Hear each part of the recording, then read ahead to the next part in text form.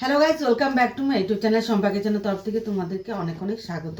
তো আজকের রেসিপিটা হচ্ছে শিম আলু দিয়ে চিতল মাছের ঝোল। তো কীভাবে বানাবো তো চলো দেখাই। তো এই রেসিপিটার জন্য কি কি লাগবে: হলুদ গুঁড়ো, জিরের গুঁড়ো, ধনের গুঁড়ো, কাশ্মীরি লঙ্কার গুঁড়ো, আর ফোড়ন লাগবে আমার গোটা জিরা, তেজপাতা, আর ডালের বড়ি নিয়ে নিয়েছি, আর নিয়েছি লবণ আর ধনে পাতা। এখানে নিয়েছি আগের থেকে কেটে ধুয়ে রেখেছি শিম আর আলু। তো আমি পেস্ট করে নেব টমেটো, পেঁয়াজ, রসুন, আদা, কাঁচা লঙ্কা। তো চিতল মাছটা আমি কেটে ধুয়ে রেখেছি। তো এর মধ্যে আমি দিয়ে দেব লবণ, ভেজে নেব হলুদ গুঁড়ো, কাশ্মীরি লঙ্কার গুঁড়ো। কড়াই বসিয়ে দিয়েছি। তো কড়াইটা গরম হয়ে গেছে। তো দিয়ে দেব সর্ষের তেল। তেলটা গরম হয়ে গেছে। তো প্রথমে আমি বড়িগুলো ভেজে নেব।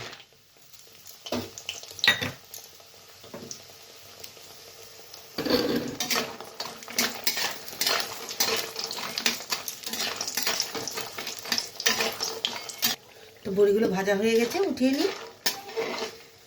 তো অল্প পরিমাণে তেল আমি অ্যাড করে নিয়েছি। এখন মাছগুলো ছেড়ে দেব।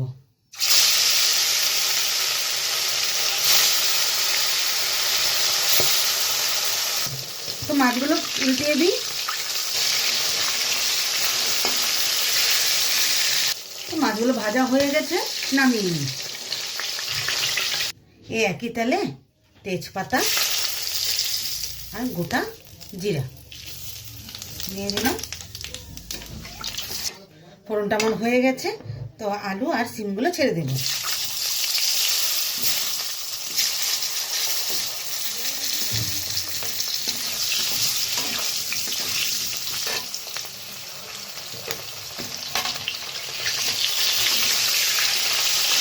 সবজিগুলো ভাজা ভাজা হয়ে গেছে।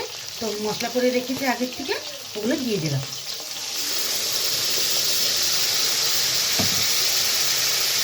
তো দিয়ে দেব হলুদ গুঁড়ো, জিরের গুঁড়ো,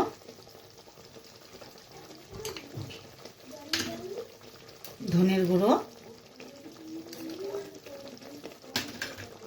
কাশ্মীরি লঙ্কার গুঁড়ো। তো দিয়ে দেবো স্বাদ মতো লবণ। তো ভালোভাবে নেড়ে চেড়ে নিই। তো 2 মিনিটের জন্য ঢেকে রাখি। ঢাকনাটা উঠিয়ে দিই। তো মশলাটা কষে গেছে। দিয়ে দেবো জল। তো ঝোলটা জাল হচ্ছে। তো ততক্ষণে সিম ডাল করে ঢেকে রাখবো।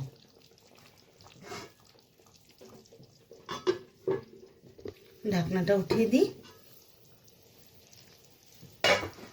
মাছগুলো ছেড়ে দেব।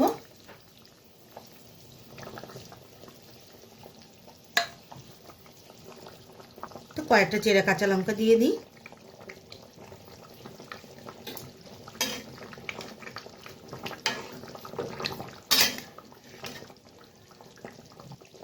তো ডালের বড়িগুলো দিয়ে দিই,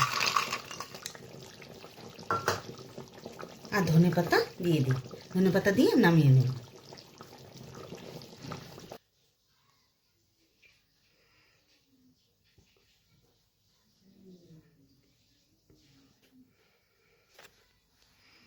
এই রেসিপিটা কেমন লেগেছে অবশ্যই কিন্তু কমেন্টে জানাবে, আর লাইক, শেয়ার অ্যান্ড সাবস্ক্রাইব করতে একদম ভুলবে না। বাই।